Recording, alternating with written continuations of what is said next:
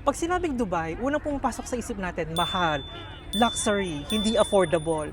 Pero sa bagong travel series natin dito sa Dubai, titignan natin no, kung paano natin siya may enjoy ng hindi super mahal and try nating i-find out no, kung yung Dubai, pwede natin siyang isama sa mga bucket list natin. No? So tara, samahan nyo kami sa adventure natin dito sa Dubai!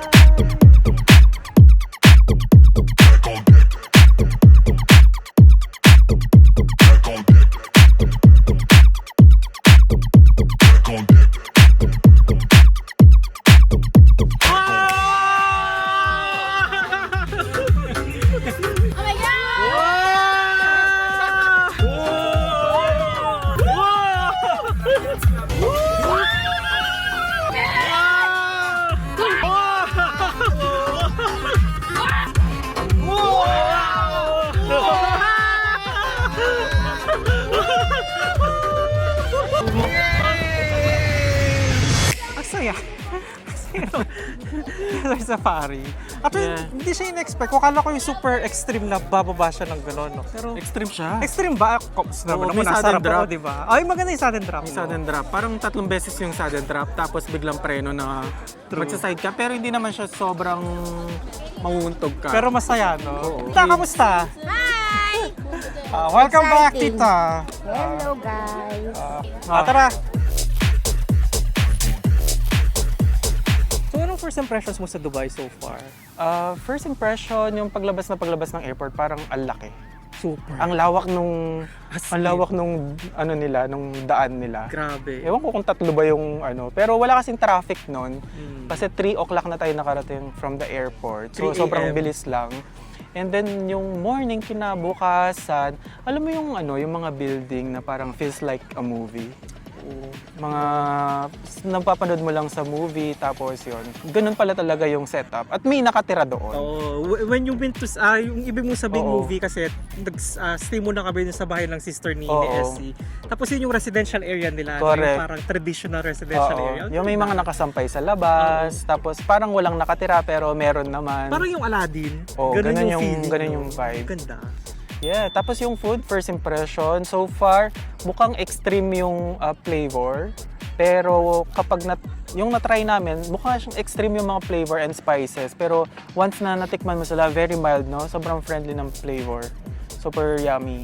Punta kayo dun guys kasi ang babait ng mga Pinoy Yeah, staff. No? madaming Super Filipinos. accommodating sila and then napakasarap talaga ng food. Value for money din, no? Oo, grabe. Hindi ko in-expect na ganun pala talaga kasarap. Yung Oo. beef, yung chicken, yung mga kebab, shawarma. Correct. Masarap, grabe. No, tapos marami pala siyang parang location. Nakala ko nung before parang isa lang yung location. So kailangan mong magbiyahe-biyahe para makarating ka dun sa may parang 4x4, makakarating ka dun sa may ATV. Talagang sobrang lawak niya, kumbaga. So from the city center, parang around 1.5 hour yung biyahe papunta Correct. dito sa mga desert areas. It's around 5 p.m. Palubog na yung araw, very malamig yung panahon. Hindi siya sobrang init. Pero kanina sobrang init talaga, no? 25 degrees.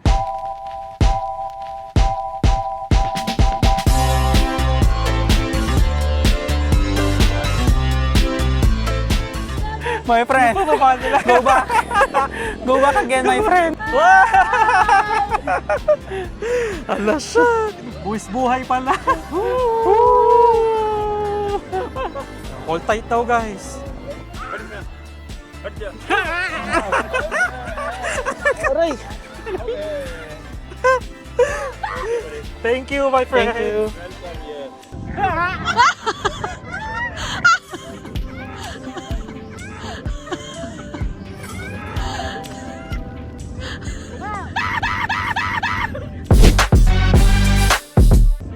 Medyo buwis buhay yung ano guys. Yung camel. Hindi ko alam, parang hindi ko yata na-record yung pagsakay namin. Pero yung pagbaba namin, nung ano kami ng clip, nakakatawa. Muntik na kami. My friend. Bumaliktad na SC. Short lang naman yung ride pero yun. Help. Buwis buhay. DCRC? Emiyakyat. No more DCR sir. Is there still more DCRC? Not anymore. After the camel ride. So talagang ipagkakatiwala mo lang ang buhay mo doon sa camel. Yung sa amin medyo pasawa yung camel. Talagang biglaan, pabagsak. Nandito na tayo dun sa may area kung saan tayo kanina. Yung merong stage tapos merong seats. Pero I suggest na mag-reserve muna kayo ng seat before kayo mag-activities, no? Oo. Kasi pwede namang iwan yung gamit. Or kung merong may iwan na hindi mag-activities, ganun na rin gawin nyo. Tapos, yan, merong libreng drinks, merong libreng food, pero yung buffet, 7 p.m. pa siya. So yung binayaran namin guys sa 4x4 at saka yung dito sa merong seating area, all-inclusive na yon, 85 dirhams, no? Dirhams. Oo, yung kapatid kasi ni SC yung nag-organize natin, no? Kasi since dito na nga siya nakatira, may mga contact na siya, no? So, Oo. mas napadali yung buhay natin. Siya yung Siya yung punong abala. Thank you so much sa kapatid ko nang talagang True, thank you so much. hindi tayo na-scam.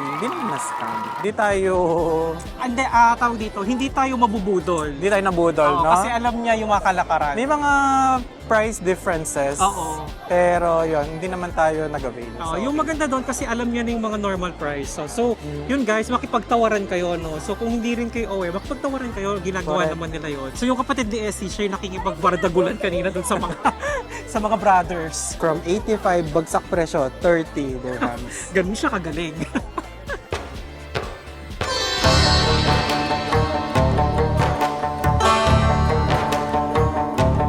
Strawberry corner. First shawarma in Dubai. Kami.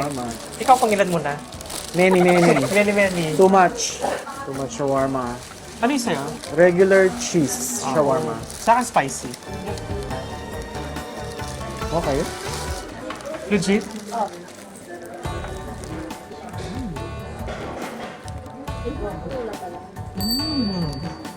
Nasaan passport? Nasaan passport ka dito? Magkalapit yung passport. May passport ba sa Manila? Or sa Pampanga lang yun?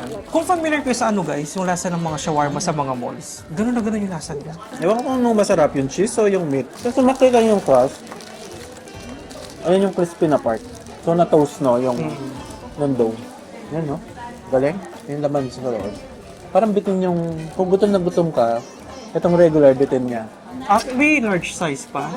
Mayroong big size. At yung spicy sa loob. Pero surprisingly, not so spicy. Ako ba? Oh, hindi siya try mo. Manyaman.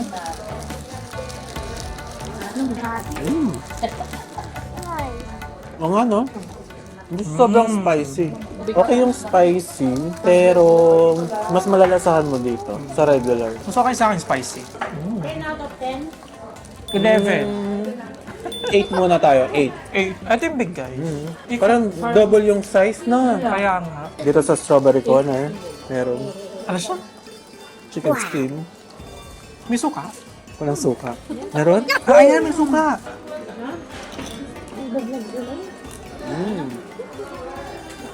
Ang sarap. Kikita mo ba yan? Masarap yung suka. Wala siya sa menu, no? And usually 10 dirham na rin. Kids meal. Ay, Kung ang spaghetti. ang sarap nito. Ang sarap nito. Ano yun? Yung Harakay. Unang ligo, paltas mo. mainit? Go, go. Pero masarap siya, no? Oo. Gagawin ang mga Para siyang Lumalapit siya sa lasa ng Thai Thai milk tea. no? Oo. Yung Kaya na-try parang- natin sa Bangkok, guys. Oo. Pero nasa milder May malamig side. to na version. May malamig. Masarap Wala. siya, Mainit mainit lang. lang. kaalasan nila tayo kanya. Thai milk tea. I-ref mo na lang. Para lumamig. Magandang Lagyan mong yellow. This is our room. So, the CR. Hi! Yes, may bidet po tayo for today's CR. Yeah, bathtub. Then, full body mirror. Tapos, oh, ang ganda. Saan ang lights? Ayan, oh. Ganda. Meron kayong view. Gabi na. Late na kami nag-check-in, guys. Maluwag ng room natin. Maluwag yung room natin, guys. Maganda siya.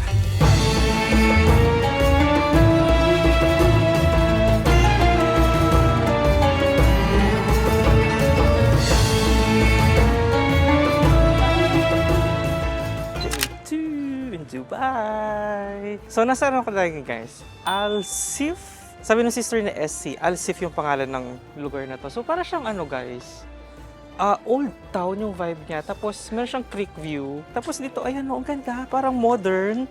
Tapos dun sa harap, mga old town, parang ganun yung vibes niya. Hindi ko lang sure kung ito talaga yung historic old town ng Dubai or kung tinayo lang nila, no? Kasi parang medyo bago yung itsura ng mga building. Pero yung vibe, yung lumang-luma, tapos may mga nagtitinda ng spices, may mga nagtitinda ng mga, tawag dito, mga souvenir items, no? So, ang ganda ng vibe.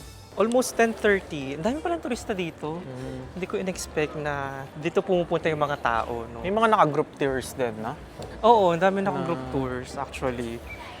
Nung pagdating namin sa Starbucks, parang paano-ano lang yung ano ng tao. Ang ganda Kasi dun. ngayon, bugso na yung mga tao, ang dami. Kahit parang hindi siya totoong old town, yung vibes niya, old town na old town. Ang ganda ng pagkakagawa. Tapos may mga alley, may mga kanto-kanto na pwede ka puntahan. Tapos sa kabilang side din yung water na merong Item. modern buildings. Kaso hindi ko alam kung mahal yung mga items kasi tourist spot siya. Sa bagay, no? Parang ganun siya ginawa yung mga Pang turista, no? turista. Actually, hindi super init. Comfortable pa yung weather. Tapos, since siguro malapit sa tubig, medyo mahangin. So, okay pa yung weather. Tignan natin mamaya pang mga bandang alas 12 na, di ba? Malaki pala siya. Oh, ang ganda naman dito. Malaki pala siya, no? So, yung sa may Starbucks pala, parang bungad pa lang siya. Tapos pag dinare-diretso mo po siya, ang dami pa niya. Haray! Na ano yung scarf ko. Sige, mag-scarf ka pa kasi. Ginusto mo yan. So yung doon, pwede ka maglakad doon sa may gitna, tapos pwede ka maglakad dito sa may gilid, mas malapit siya sa tubig, no? Tapos usong-uso yung mga stuffed toys na yan, yung camels, ayan, no? Ang cute. Parang Aladdin. Already, yeah. A whole new world. Tapos, ito guys, yung harap ng water. Ayan, tapos mga buildings. Ang ganda. Ganda Parang dito, guys. ginawa lang siya, no? Oo, no? Parang ginawa lang siya, eh. Hindi siya yung tipong Baka siguro noong unang panahon, dito yung old town. pwede rin. Tapos, ginawa nila ng replica. Comment kayo, guys, kung tama kami. Huwag tayo nagkakalat ng fake news. Pero gusto ko yung mga structure, no? Ganda, Very no? Oo. Old yung vibe niya. Yung nafe-feel ko sa kanya, yung parang mga Assassin's Creed, Prince of Persia. Ganun yung Prince of feelings Persia, ko oo. na, oo. Tsaka yung sa Aladdin. Parang Aladdin, ganun. Hindi siya Ganda. sobrang moorish yung mga Wala yung mga intricate architecture. details. Oo, pero siguro before pa yon. Pero yung Nagkaroon structures ng- kasi niya, alam mo yung parang, yung sa mga disyerto, di ba? Correct. Ganun yung mga feelings niya. Ang ganda, ang galing.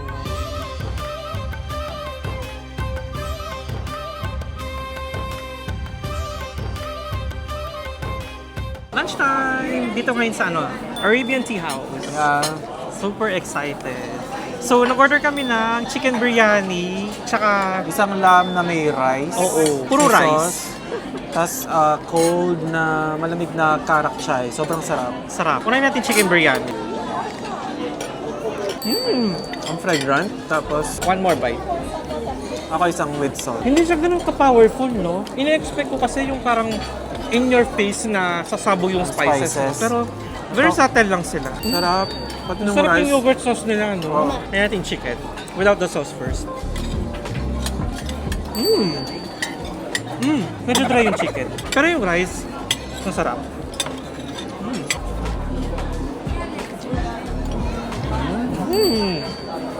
Ay, ang lambot ng lamb. Parang ang nalusaw, no? Yung lamb yung orderin nyo, guys. Sobrang lambot. Ang sarap. Actually, yung Sarap. lasa niya, mukha siyang biryani, no? Pero yung lasa niya, papunta ng kaldereta, no? Oo. Ang sarap. Pero nalusaw na lang siya sa bibig ko. Parang mas gusto ko yung lamb. Hindi ako fan ng lamb pero mas gusto ko siya. Ito, guys, legit yung lamb. Sobrang sarap. Sobrang sarap nito, ang lambot. Yung Super chicken, soft. guys, yung chicken, haluan nyo ng sauce, dry yung chicken. Pero yung lamb, sobrang lambot, sobrang sarap. Ano yan? Lamb. Lamb din siya pero buo. Ito color yellow yung Ay. rice niya. Parang Masarap yung rice. ay malambot din. Lemon-lemon yung rice niya, yung flavor. Masarap yung lamb. Orderin nyo to, guys, yung lamb biryani. Masarap din siya. Wala pala yung rice. No more rice. Masarap. Actually, masarap lahat, no? Ang dami nating na-try from the biryani rice, tapos nagano pa tayo para mga barbecue. Oo, yung ano lang yung barbecue, huli sila dumating, no? Kasi medyo matagal siyang naluto. Oo. So, kumain na kami ng rice, saka lang dumating barbecue. Pero yun nga, yung lamb na biryani, yung color white yung rice, yun yung re-recommend ko na orderin nyo guys. Sobrang Correct. sarap noon. Ang lambot ng lamb. Tapos yun nga, very subtle lang yung mga spices, no? Hindi Oo. siya ganun Yung katapang. key doon yung parang shredded yung ano niya. Oo. Shredded yung lamb. Actually, pag yung first bite, para siyang, it melts in your mouth. Na parang for the lamb, Grabe, ang sarap. for the love of lamb. Tsaka wala siyang aftertaste, no? Wala Wala siyang din. kaibang lasa. Tapos yung pangalawang lamb, yung parang buo naman siya, tapos white rice.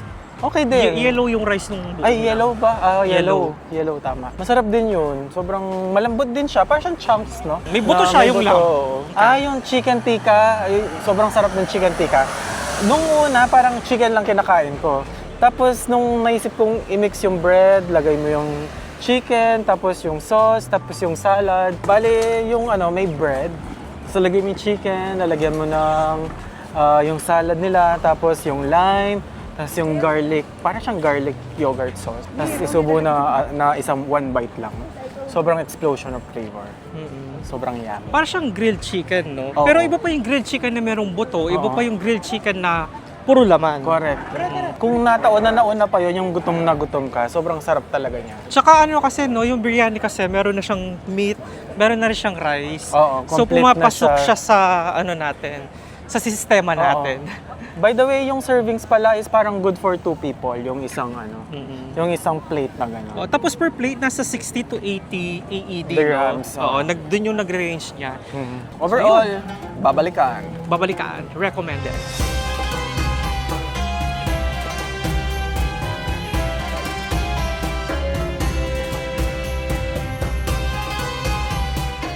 After natin dun sa Arabian Tea House na lunch, no, tumawid lang kami ng boat to AED, nandito na tayo sa Gold Souk. Para siyang traditional market, parang ganun yung vibes niya. So, mas siguro yung totoong Old Town.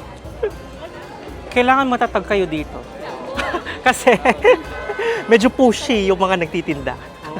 Kailangan mabait naman, pero talagang nandun na sa level na true. Yung palang market na to guys, parang iba-iba siyang department. May nakita kasi yung kanina, utensils souk. Tapos ito, nasa gold souk na tayo. So, parang dito yung famous na marami nagtitinda ng gold. Kasi bang bumili ng gold? Hanap tayong gold. Pero hindi tayo bibili. Hanap lang. Yung mga napapanood ko sa videos guys, maraming mga kabayan dito, alam ko eh. So, isang ganito chain, 34,000 AED. Kapal na ito. Makapal. Ito ang mga maninipis. May manipis na 3,900, 2,900, 1,500. Siguro depende sa kapal tsaka sa sa weight siguro. Hindi ko rin alam. Maraming bumibili ng gold dito, di ba? Tapos di ba nagla-live selling yung iba, tapos nagpapasabay sila dito sa Dubai kasi nga maraming Pinoy na dito, nagbebenta. Siguro guys, kung bibili kayo ng gold dito, research nyo na lang kung saan kayo makakamura. So, pwede nyo namang pasukan yung mga stores, no? Pero tayo kasi, gusto nating silipin lang muna. Hala siya, may mga dun, no? Oh, may mga ang tawag dyan? Gems. Precious stones. Huh? You want gold? I'll give you gold. First time kong makakita ng napakaraming gold sa buong buhay ko. Hindi ako sanay. Medyo overwhelming yung mga gold. Ganyan pala sila. No? Pero ang dami bumibili, guys. Tapos yung mga kapwa natin mga Pinoy dito, very friendly naman sila. So, yun. Kung bibili kayo, siguro sa kanila na lang kayo lumapit kasi mas matutulungan nila kayo. Nakabalik na tayo ng hotel, no, after natin sa Gold Souk kanina. Ang daming tao doon. Punta tayo ng isang mall. Ano pa pangalan ng Dubai Mall? Hindi siya Dubai Mall eh. Loading. Basta dito siya sa Dubai. Manood tayo ng guys, ng Avatar. Fire and Ash. IMAX daw siya yung nabook nila, no, yung sister ni SC. So yun, super excited. So far sa 2 days natin dito sa Dubai, no, ang saya, hindi ko in-expect na ganito. Actually, yung ine-expect ko na puro buildings, ganyan, pang mayaman, pang social, Hindi pa yun yung na-experience talaga natin, no? Kasi yung first day natin, nag-desert safari tayo. Tapos today, yung may Old Town, tapos yung may Gold Souk nga, tapos yung kumain tayo sa Arabian, no? Tawag dito, hindi pang luxury yung mga pinuntahan natin. So, pasok lahat sa budget natin. So yun guys, medyo mahaba-haba pa yung tatakbuhin natin dito sa Dubai. So yun guys, no, so far, ang saya ng experience natin sa Dubai, no? And, actually, na-excite ako sa mga pwede pa nating gawin, sa mga pwede pa nating puntahan. Kasi hindi ito yung napipicture ko na Dubai. Iba kasing nasa isip ko eh. So parang nasusurprise ako sa mga nangyayari. So, in a good way. In a very good way. So yun guys, no, kung nagustuhan yung video natin, subscribe kayo kasi marami pa tayong gagawin dito sa Dubai. And again, thank you sa pagsama and see you on the next one. Bye!